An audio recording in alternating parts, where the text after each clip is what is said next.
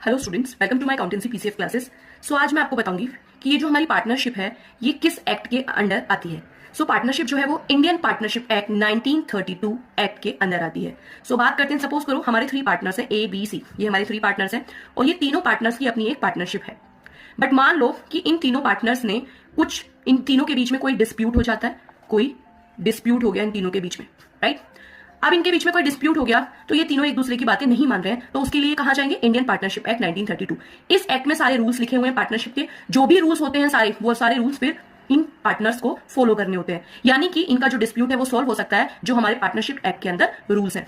तो सपोज करो बात करते हैं, क्या ये तीनों पार्टनर्स जो हैं अपनी मर्जी से भी कोई रूल बना सकते हैं? हाँ, बिल्कुल बना सकते हैं। वो कैसे बना सकते हैं? जब ये इन तीनों पार्टनर्स की म्यूचुअल अंडरस्टैंडिंग से एक डीड बनाई जाए, या फिर ये कहें कि कोई एग्रीमेंट बनाया गया, जिसे हम बोलते हैं पार्टनरशिप डीड।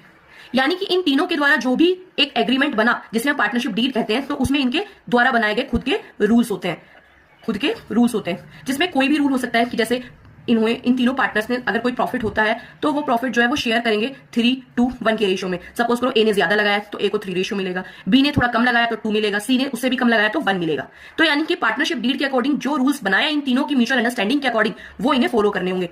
बट अगर इन तीनों ने कोई भी रूल नहीं बनाया है और क्वेश्चन आया है कि प्रॉफिट एंड लॉस शेयर किस रेशियो में होगा, उस केस में हम क्या करेंगे? इन्होंने एग्रीमेंट तो बनाया नहीं है, इस केस में हम फिर जाएंगे इंडियन पार्टनरशिप एक्ट के अंदर।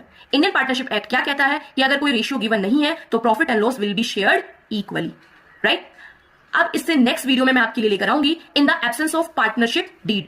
इन the absence of partnership deed partners को क्या क्या रूल्स फॉलो करने होते हैं।